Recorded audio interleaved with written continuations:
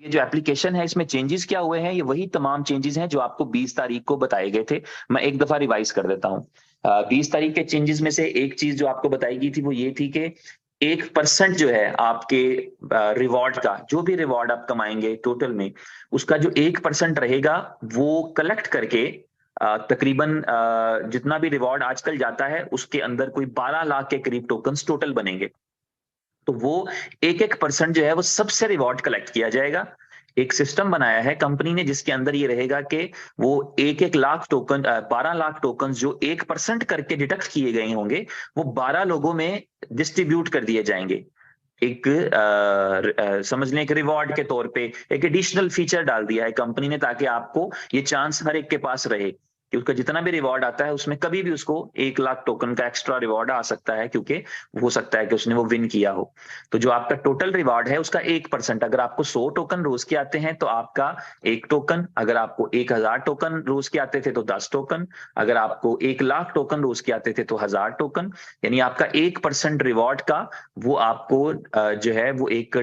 Pool में चला जाएगा, जिस पूल के अंदर जितने भी टोटल टोकन इकट्ठे हुआ करेंगे, 10 लाख, 12 लाख, 14 लाख, 20 लाख, जितने भी, वो एक एक लाख के हिसाब से 10, 12, 14 क्वालिफाइज में डिस्ट्रीब्यूट कर दिया जाएगा। तो एक ये इसमें चेंज रहेगा। दूसरा इसके अंदर जो चेंज था वो ये था कि आपकी जो टोटल रिवॉर्ड्स आते हैं उनका दो पोर्शन रहेगा, एक 70%, एक 30%। जो 30% रहेगा उसमें आपको BFIC मिलेगा। BFIC आपके साथ आपके पास आएगा लॉकिंग पीरियड के साथ, एक एस्क्रो पीरियड के साथ। और इस पे हम काफी तफसील से बात कर चुके हुए हैं, मैं भी बता चुका हूं, उमर भाई भी बता चुके हैं कि ये आपके लिए कितना अच्छा रहेगा जब आपका लॉकिंग पीरियड ऑन खत्म होगा। आपको ऑलमोस्ट 500 डेज का लॉकिंग पीरियड है, लेकिन मुझे पता है उमर भाई चंद दिन पहले तस्करा कर रहे थे कि मैं लॉकिंग पीरियड कम भी कर सकता हूँ। इट इज पॉसिबल, ये पॉसिबल है, मुझे जानबूझ के डिले हमने क्यों करना है। लेकिन अभी जो है वो आपको 500 डेज का लॉकिंग पीरियड दिखेगा जो BFIC आपको आएगा। लेकिन एन मुमकिन है कि बाद में उमर भाई इसको चेंज कर दें, जल्दी दे दें। बेसिकली वो जल्दी देने के लिए चाहते हैं कि हम, अगर बुल रन जल्दी आ जाता है तो हम चाहेंगे कि लोगों को जल्दी मिले और वो जल्दी से, लेकिन तरतीब वाइज ही मिलेगा, एट वंस नहीं मिलेगा। यानी आपको जो जिस पे आज 500 दिन का लॉकिंग डे आ रहा है वो आज है, जिस पे कल 500 दिन का आ रहा है वो उससे नेक्स्ट वाला है, उसके आगे वाला उसके नेक्स्ट वाला, तरतीब में ही आना है। तो वो ये कर सकते हैं, किसी भी टाइम पे फैसला कर सकते हैं कि जिनके अभी 200 दिन रहते हैं उनको भी दे दिया, तो ऐसे वो कर सकते हैं, ये उनके जहन में है। और आपको मैं वैसे ही बता रहा हूँ कि ही वाज डिस्कसिंग, तो मैंने आपके साथ शेयर कर दिया कि अभी आपको जो भी BFIC आएगा वो 500 डेज के लॉकिंग पीरियड के साथ होगा। लेकिन आफ्टर दैट जब आप रनिंग में चल रहा होगा तो फिर किसी भी वक्त वो ऐसा फैसला कर सकते हैं। ये कोई उनकी सख्त वाली टर्म नहीं थी, एक स्टैंडर्ड मोड रखा है 500 डेज का। दिल में आया उनके तो 100 डेज बाद भी कह सकते हैं कि ये वाला इतने दिन वालों का अभी भी दे दो, उनका अभी 400 दिन रहते हैं, but give it to them. तो ये वो कर सकते हैं। तो ये क्योंकि इसका मकसद उनका ये था, इस 70-30 करने का जो पर्पस था, बहुत सारी स्ट्रेटेजीज होती हैं वो तो अपनी जगह पे हैं, लेकिन बुनियादी मकसद ये था कि जो जिनके पास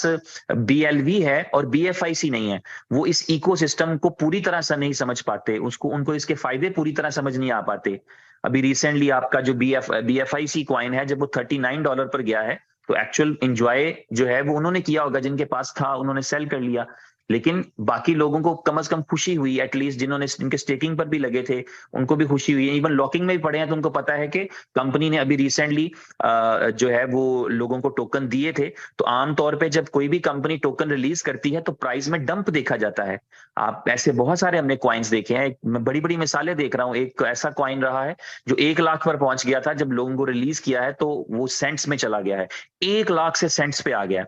तो इसी तरह यह है कि बहुत सारे ऐसे कॉइन्स हैं मार्केट में और वो ऑलमोस्ट एक स्कैम की तरह ही परफॉर्म करते हैं कि जब वो लोगों को, पब्लिक को सप्लाई रिलीज करते हैं तो इन द रिजल्ट जो है वो प्राइस बहुत ज्यादा डंप हो जाता है। एक होता है कि प्राइस का गिरना, एक होता है कि आप जो है वो हदें तोड़ जाते हैं, जिसका मतलब ये होता है कि आप जब 100 से 1 सेंट पे आते हैं तो इसका मतलब होता है रिकवरी के चांसेस ना होने के बराबर है। आप 100 से 50 पे आते हैं, 20 पे आते हैं, 10 पे आते हैं, there are chances you will grow back.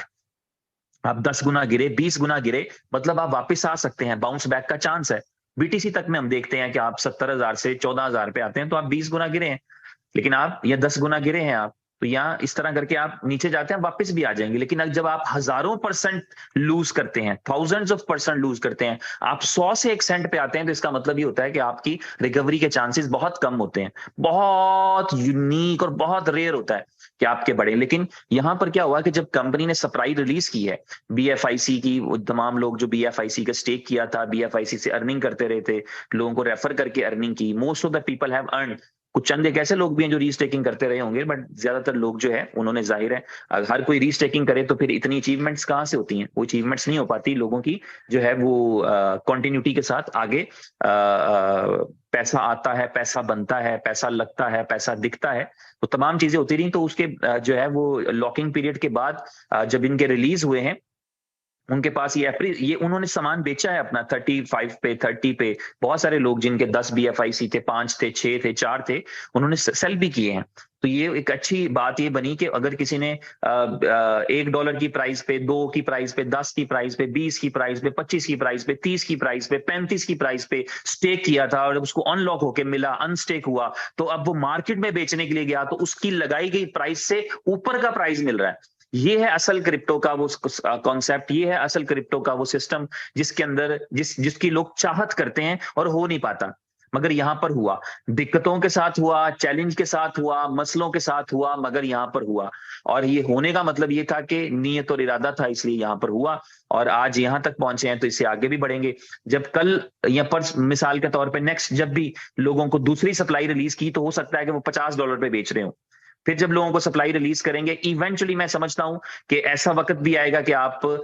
जिन्होंने 10, 20, $50 पे, $50 पे तो किसी ने भी स्टेक नहीं किया होगा, लेकिन जिन्होंने भी 10, 20, 25, 35 पे, 2, 4, 10 पे किया होगा release, they will be able to sell at very high price, even at $1000 price के ऊपर भी वो कर रहे होंगे। और ये चांसेस हैं, पूरे ब्राइट चांसेस हैं इस चीज के, अगर वो तमाम चीजें होती रहें जो प्लान्ड हैं, जिनके लिए इरादा किया गया है, जिनके लिए नियत की गई है, तो ये मुमकिन है। तो ऐप के अंदर ये 70-30 का पर्पज ये था कि आप बीलव का हिस्सा हैं, बीलव कमा रहे हैं, स्टेकिंग करके कमा रहे हैं, रिवॉर्ड में कमा रहे हैं, नेटवर्क बनाकर कमा रहे हैं, तो आपकी जो कमाई आती है उस कमाई का 30% आपको बीएफआईसी दे दिया जाए, ताकि एक बड़ा एसेट भी आपके पास मौजूद रहे। वहां कंपनी के जो फायदे हैं वो तो अपनी जगह पे हैं कि बीएफआईसी के होल्डर बढ़ जाएंगे, बीएफआईसी के वॉलेट बढ़ जाएंगे, बीएफआईसी की भी वो बीएलवी का जो इम्पैक्ट है, जिस तरह अक्सर हम बात करते रहते थे कि यार बीएफआईसी की वजह से बीएलवी को फायदा हुआ, तो ये बीएलवी की वजह से भी तो बीएफआईसी को फायदा होना चाहिए, तो ये बीएलवी की वजह से बीएफआईसी को फायदा होगा कि बीएलवी के होल्डर्स जो हैं वो बीएफआईसी के भी होल्डर्स होंगे, और इसी का नाम इकोसिस्टम है, जहां एक चीज दूसरे पर इंपैक्ट डालती है। तो इस वजह से 70-30 वाला जो सिस्टम है वो इंप्लीमेंट हो जाएगा जब ऐप वापस आएगी। तो आपके कल से, अगर आज एप्लीकेशन वापस आ जाती है, तो कल से जो रिवॉर्ड आएंगे वो 70% आपके एक अलग वॉलेट में आएंगे, जो कि आप स्टैट्स में देख सकते होंगे, और 30% आपके एक अलग वॉलेट में आएंगे जिसमें लिखा होगा कि 30% का इतना बीएफआईसी बनता था और ये आपको मिल चुका है, और इसके आगे ये इसकी अनलॉकिंग की डेट है। ठीक है, तो ये वाला एक इसमें एप्लीकेशन में चेंज है, ये आपको दिखेगा।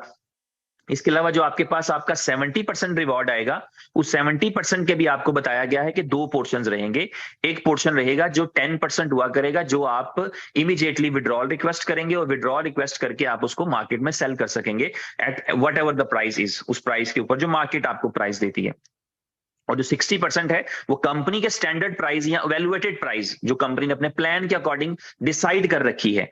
मार्केट से ही वो बनती है, वो कंपनी को नहीं देना होती, लेकिन कंपनी ने डिसाइड कर रखा है कि ये प्राइस पे ट्रेड होना चाहिए। उसको मेक श्योर करने के लिए वो जो 60% होगा उसकी आप स्वैपिंग लगा सकेंगे। अभी आप देखते थे आपकी एप्लीकेशन में नीचे 4 टैब थे, आपके पास होम का टैब था, वॉलेट का टैब था, और स्टैट्स का टैब था, टीम का टैब था, ऐसे करके 4 वॉलेट थे शायद। अब नीचे आपको स्वैप का एक अलग सेक्शन नजर आएगा, उस स्वैप के सेक्शन पे आप क्लिक करेंगे तो आप वहां पे स्मूथ स्वैपिंग के ऑर्डर्स लगा सकेंगे। तो स्वैपिंग भी आपकी साथ ही चालू हो जाएगी, जो आपका 60% जो आपको आएगा उसका स्वैप लगना भी स्टार्ट हो जाएगा, और जो 10% आएगा उसका विड्रॉल लेना भी आप स्टार्ट कर देंगे। तो इस तरह से जैसे ही ऐप वापस आती है, तो वो तमाम फीचर्स जो आपके साथ उमर भाई ने 20 तारीख को डिस्कस किए थे, 20 तारीख की मीटिंग में डिस्कस किए थे, आप वो आपको मिलना शुरू हो जाएंगे।